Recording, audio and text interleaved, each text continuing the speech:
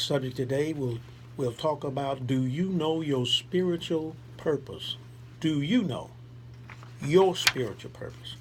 Do you really know why you're here? Do you know why God has assigned you to where you are? Have you any idea what you are to be doing as a follower of Christ? And the reason I said this is personal is that I really did not find out my true calling. I was in my late 40s or early 50s when it was revealed to me what I am called to do, what I had been called to do.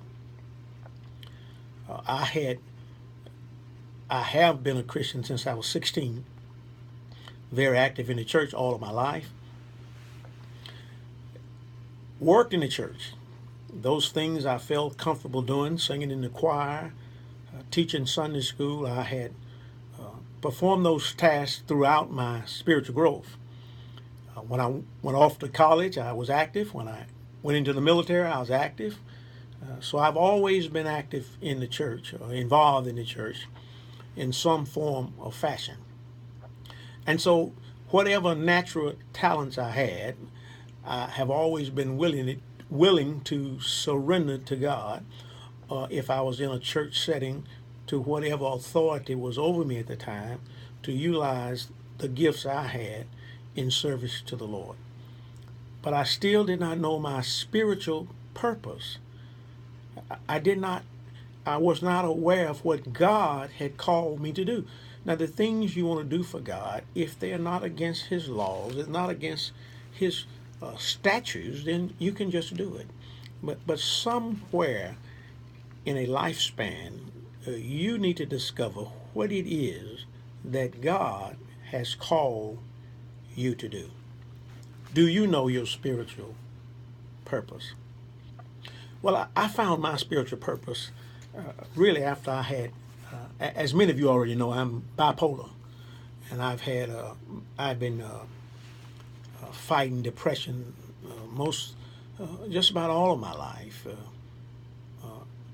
I was in a depressed state for about 2.5 to 3 years, and when I came out of that depression, it's actually the time I really discovered what my spiritual purpose is.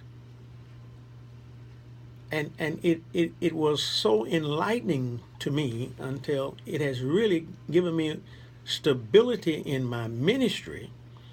And a part of my effectiveness, I believe, is because I'm aware of why I am here. Now, I've gotten this revelation through many parts of the Bible, but the part of the Bible that just brought it to me in a clear form, where I had no doubt as to what I am to do, is found in the book of Ezekiel.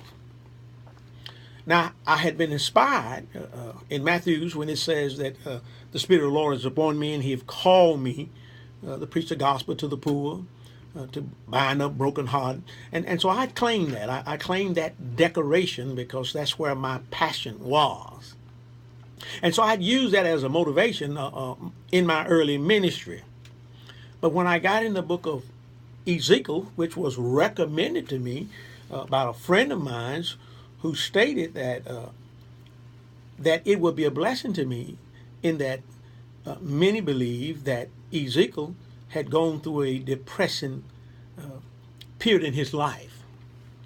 And so to kind of give you the background, Ezekiel was a priest and a prophet, and he ministered to Judah in the dark days, 70 years of Babylonian captivity.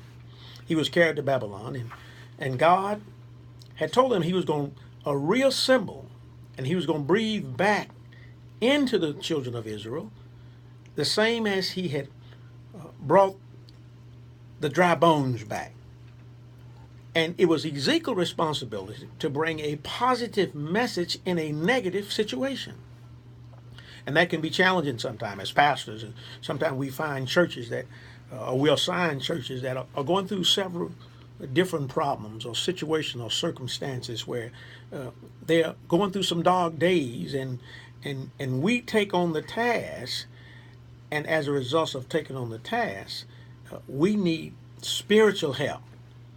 And if it is our spiritual purpose, then we know that it has been ordained by God. It will be supported by God, and God will be the stabilizing fact that will give us the ability to overcome whatever situation we may encounter.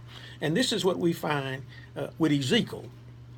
So I'm going to talk to you about four aspects: my calling, prepared to fulfill a calling, being consecrated and dedicated, and also carrying out the mission, knowing and carrying out your mission. And my calling can be found in Ezekiel. If you got your Bibles, turn Ezekiel, the third chapter, Ezekiel chapter 3, and we're going to be reading verse 14, Ezekiel chapter 3. And really, it's just going to be 17a. It's not going to be the whole verse. I'm just going to use the first part. It says, "Son of man, I have made thee a watchman unto the house of Israel." Son of man, I've made you a watchman. A watchman is someone who stand guard and warn people of ensuing danger. And then once they see the danger, they sound an alarm so that the people can prepare themselves for whatever it is that is challenging them at that time. So I know now, through reading Ezekiel, that I am a watchman. That's my job. My job is to sound a warning to people, to make them aware that God is speaking to all of us, and God has asked me to warn you, not to change you, not to make you do anything different, but just to come and warn you of some impending dangers that may befall you, especially if you step outside of his hedge of protection. And then when God gives you an assignment, he prepares you for it. He just doesn't give you an assignment. And if you go to Ezekiel chapter 2, I'm going to read the entire chapter. It's very short. And now you will see that he prepares the watchman to carry out his assignment. It says, "And he said unto me, Son of man, stand upon thy feet, and I will speak unto thee. And the Spirit entered into me when he spake unto me, and set me upon my feet, that I heard him that speak unto me. And he said unto me, Son of man, I send thee to the children of Israel, to a rebellious nation that has rebelled against me. They and their fathers have transgressed against me even unto this very day. For they are impotent children and stiff-hearted. I do send thee unto them, and thou shalt say unto them, Thus saith the Lord. And they, whether they will hear or whether they will forbear, for they are a rebellious house, yet shall know that there hath been a prophet among them. And thou, son of man, be not afraid of them, neither be afraid of their words, though briars and thorns be with thee, and thou doest dwell among scorpions. Be not afraid of their words, nor be dismayed at their looks, though they be a rebellious house. And thou shalt speak my words unto them, whether they will hear or whether they will forbear. For they are a most rebellious. But thou, O son of man, hear what I say unto thee. Be not thou rebellious like that rebellious house. Open thy mouth and eat that I give thee. And when I looked, behold, a hand was sent unto me, and lo, a roll of a book was therein. And he spread it before me, and it was written within and without. And there was written therein lamentations and mourning and woe.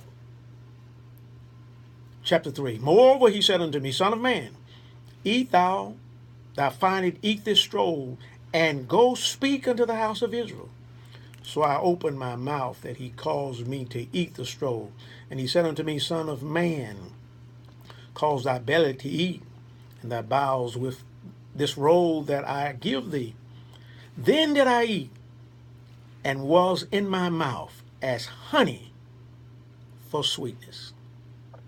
And so when I came out of the 2.5 year depression, I actually read through the Bible 3 times. I read through the King James Version, I read through the Modern English Version, then I read through the King James Version again.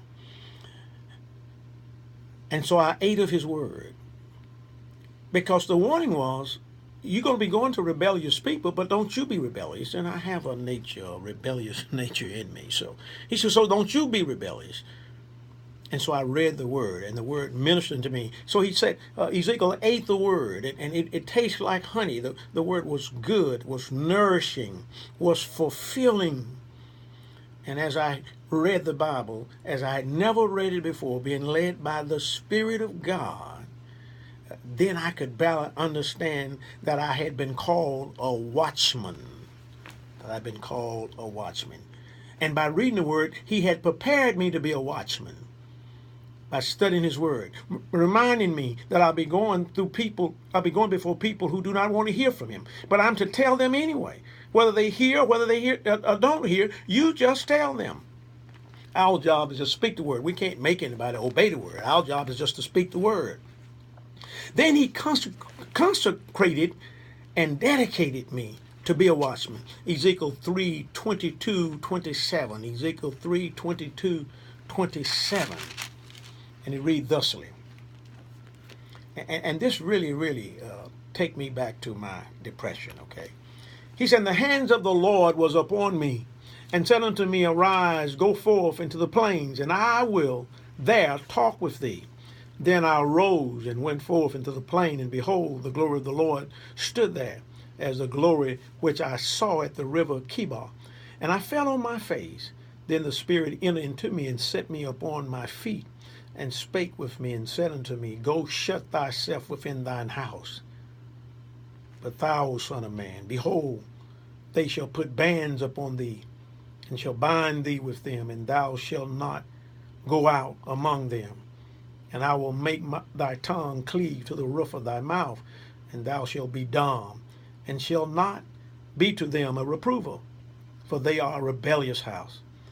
But when I speak with thee, I will open thy mouth, and thou shalt say unto them, thus said the Lord God, he that heareth, let him hear, but he that forbear, let him forbear, for they are a rebellious house. And so it actually explained my depression, because I was bound in my house with depression. I could not go out. My tongue was at the roof of my mouth because I didn't talk to anyone about Christ. I actually was just off the scene for 2.5 years. And so in this process, I was being consecrated. I was getting to the point where I could dedicate myself to the Lord in a way that I'd never done before. And it was challenging. It was challenging for my family. It was challenging for my wife, for my children. But I had to go through this. I'm looking backwards now. I had to go through this process before God could put me in a position where I could be used. And then once you've been consecrated, you got to know what your mission is. And I found out my mission, and it's found in Ezekiel chapter 3, starting with verse 17. Ezekiel 3, verse 17. It says, Son of man, I have made thee a watchman unto the house of Israel. Therefore hear the words at my mouth, and give them warning from me. When I say unto the wicked, thou shalt surely die, and thou givest him not warning, nor speak to warn the wicked from his wicked way, to save his life, the same wicked man shall die in his iniquity, but his blood will I require at thine hand. Yet if thou warn the wicked, and he turn not from his wickedness, nor from his wicked way, he shall die in his iniquity, but thou hast delivered thy soul. Again, when a righteous man doeth turn from his righteousness and commit iniquity, and I lay a stumbling block before him, he shall die, because thou hast not given him warning. He shall die in his sin, and his righteousness which he had done shall not be remembered. But his blood will I require at thine hand.